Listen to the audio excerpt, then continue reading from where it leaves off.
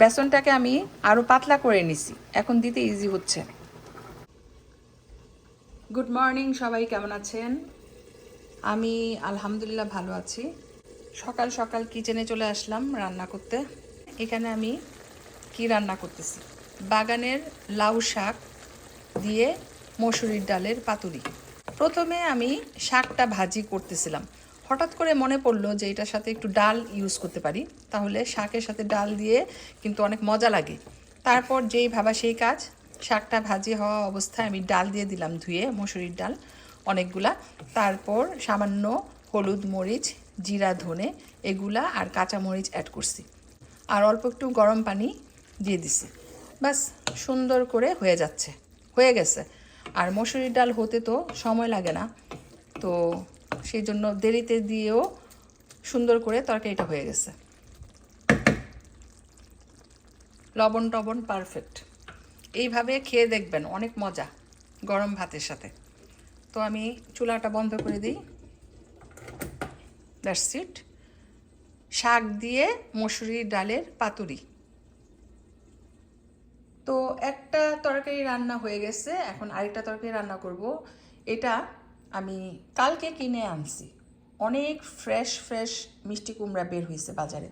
আর এই টাইপের মিষ্টি কুমড়া আমার খুব ভালো লাগে, উপর দিয়ে সবুজ আর ভিতরে হলুদ, দেখতেও সুন্দর, খেতেও মজা। তো এটাকে কেটে আমি চিংড়ি মাছ দিয়ে রান্না করব এখন। কিন্তু ভাই, মিষ্টি কুমড়া কাটতে আমার একদমই ভালো লাগে না। সব ধরনের সবজি কাটতে ভালো লাগে, বাট মিষ্টি কুমড়া কাটতে আমি পছন্দ করি না। কিন্তু চয়েস নেই, আমাকে এখন এটাকে কাটতে হবে। এই যে দেখেন, রান্না বান্না এত ইজি না, কত কিছু আমাকে এখন ক্লিন করতে হবে। মিষ্টি কুমড়াটা অর্ধেক নিচ্ছি আর অর্ধেক রেখে দিচ্ছি, অন্যদিন রান্না করব। এখানে মিষ্টি কুমড়ার ফুল, এগুলা দিয়েও পাকোড়া বানাবো। আর এখানে এই যে মিষ্টি কুমড়া কেটে সুন্দর করে ধুয়ে নিলাম, সাথে কয়েকটা চেরি টমেটোস ইউজ করছি, এগুলো আমার বাগানের চেরি টমেটোস। ফ্রোজেন কাঁচামরিচও রেখে দিলাম একসাথে। আর এখানে চিংড়ি মাছ, সাইজগুলো একটু বড় ছিল, ছোট ছোট টুকরা করে নিয়েছি।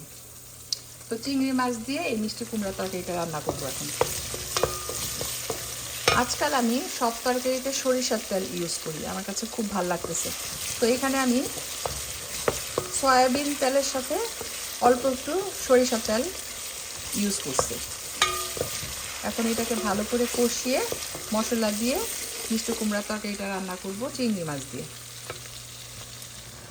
তো মশলা কষানোর সময় প্রথমে রসুন দিছিলাম, ফ্রোজেন রসুন বাটা ছিল ওইটা দিছি, সাথে ফ্রেশ রসুনও কেটে দিছি। তারপরে ভাবলাম যে একটু আদা বাটাও দিয়ে দিই, কারণ আদা রসুন দুইটাই লাগে আসলে তরকারিতে, তা না হলে ঠিক মতো ফ্লেভার আসে না। যদিও মাছে শুধু রসুনটাই লাগে, আদা লাগে না, কিন্তু তারপর আমি একটু আদা দিয়ে দিলাম। তো এখন মশলাটা ভালো মতো কষানো হয়ে গেছে। প্রথমে আমি চিংড়ি মাছগুলো দিব, একটু নেড়ে চেড়ে তারপরে এই মিষ্টি কুমড়াগুলো দিয়ে দিব। তো সাথে আমি কতগুলা সিমের বিচি দিয়ে দিচ্ছি, ফ্রোজেন মিষ্টি কুমড়া তরকারিতে। হঠাৎ করে মনে পড়লো যে সিমের বিচি দেই, তাহলে আরও ভালো লাগবে, খেতে মজাদার হবে, বোর হব না। মিষ্টি কুমড়ার তরকারি অনেক সময় মজা করে রান্না করলেও একটু বোরিং লাগে, কিন্তু মিক্স করে রান্না করলে অন্যান্য সবজি দিয়ে আরও খেতে মজা লাগে। তো এই জন্য আমি অনেকগুলা সিমের বিচি দিয়ে দিলাম। এখন নেড়ে চেড়ে আমি গরম পানি দিয়ে দিব। তো এইদিকে মিষ্টি কুমড়ার তরকারি কষাতে কষাতে আরেকটা কাজ করতেছি, মিষ্টি কুমড়ার খোসা ফেলে দেই নেই, এগুলাকেও আমি ইউজ করব এখন। খোসার সাথে পেঁয়াজ, কাঁচামরিচ, চিংড়ি মাছ, রসুন দিয়ে তারপর সামান্য লবণ আর পানি দিয়ে সিদ্ধ করব। তারপর পাটায় পিষে ভর্তা করব। তো সব কিছু রেডি করে নিলাম, এখন শুধু পানি অ্যাড করব আর লবণ। তারপর আমি 5 মিনিটের মধ্যে এটাকে সিদ্ধ করে নিব। এই খোসার ভর্তা খুবই মজা হয়, আর সাথে যেহেতু চিংড়ি মাছ দিব, খেতে আরও বেশি ভালো লাগবে। আর এখানে আমি বেশি করে গরম পানি দিয়ে দিচ্ছি, একদম 1 পাতিল। মিষ্টি কুমড়া সিদ্ধ হবে, পাশাপাশি পানিটাও একদম চুষে যাবে। তবে আমি মাখা মাখা করব না, একটু ঝোল ঝোল রাখবো। আমি আসলে আজকে উইদাউট প্ল্যান রান্না করতেছি। মানে কি রান্না করব একটার পর আরেকটা আমি নিজেও জানতাম না, বাট রান্না করতে এসে একটা রান্না করার পর ভাবছি আরেকটা করব, আরেকটার পরে ভাবছি আরেকটা করব, এইভাবে 3-4টা আইটেম হয়ে যাচ্ছে। তো ভালোই হয়েছে, বেশি প্ল্যান করতে গেলে আসলে অনেক সময় অনেক কিছু হয় না। এখানে একটা আইটেম হয়ে গেছে, এটা সেকেন্ড আইটেম, এটা থার্ড। আর এখন আমি ভাজবো মিষ্টি কুমড়ার ফুল। ঠিক আছে, এখানে বেসন গুলাই নিছি, তারপর এগুলা সুন্দর করে ডুবো তেলে ভেজে নেব। এই কাজটা আমি ভাবছিলাম বিকালের দিকে করব, কিন্তু এখন মুডে আছি সেজন্য করে ফেলতেছি। মিষ্টি কুমড়ার ফুলগুলাকে এভাবে চুবিয়ে চুবিয়ে তেলে ভেজে নেব।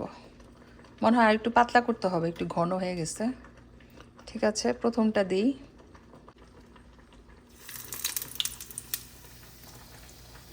সুন্দর না? এটা খেতেও অনেক মজা হয়। জানেন না তো একসাথে কতগুলা কাজ করতেছি। এখানে মিষ্টি কুমড়া তরকারিটা রান্না করতেছি ঢাকনা ছাড়া, কারণ ঢাকনা দিলে যেটা হবে বেশি গলে যাবে। আর পাশাপাশি মিষ্টি কুমড়ার খোসা সিদ্ধ হয়ে গেছে, আর এদিকে মিষ্টি কুমড়ার ফুলগুলা ভাজতেছি। বেসনটাকে আমি আরও পাতলা করে নিছি, এখন দিতে ইজি হচ্ছে। দুইটা দুইটা করে দিয়ে দিচ্ছি, এই যে এরকম করে মেখে দিয়ে দিচ্ছি। দুইটা এনাফ, একবারে দুইটা করে হলেই ভালো। ফ্রাই প্যানটা ছোটো, সো দুইটার বেশি রুম নাই। তো মিষ্টি কুমড়ার ফুল দিয়ে পাকোড়া বানালে আমার কাছে খাবার থেকে দেখতে বেশি ভালো লাগে। কত সুন্দর একটা শেপ হয়েছে, এই শেপটা দেখতেই ভালো লাগে। মিষ্টি কুমড়ার গাছের পটগুলা এই সাইডে সাইডে ছিল, এগুলোকে উঠায়ে উপরে রাখছে, কারণ আজকে মনে হয় গার্ডেনার আসবে ঘাস কাটতে। গত 2 দিন বৃষ্টি হয়েছে, সেই জন্য আমি গতকালকে পানি দিই নেই, এর আগের দিনও পানি দিই নেই। আজকে সকালে গার্ডেনে আমি গেছি শাক আর মিষ্টি কুমড়ার ফুল তুলতে, কিন্তু পানি দিইনি, কারণ মাটি এখনও ভিজা। তো দেখি বিকালের দিকে দিব। ওয়েদারটা নাইস, গরম না, একটা মিষ্টি রোদ আর সুন্দর হালকা বাতাস। তো এইখানে আরেকটা ইন্টারেস্টিং জিনিস আপনাদের সাথে শেয়ার না করে পারলাম না। এই যে দেখেন, মিষ্টি কুমড়ার খোসা, পেঁয়াজ, কাঁচামরিচ, সরিষার তেল, লবণ, একটু মরিচের গুঁড়া, চিংড়ি মাছ দিয়ে সুন্দর করে পাটায় পিষে ভর্তা করে নিচ্ছি।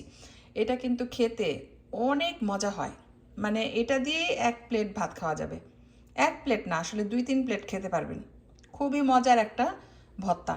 তো অনেক দিন পর আমি পাটায় পিষে ভর্তা করতেছি, তো আপনাদের সাথে একটু শেয়ার করলাম।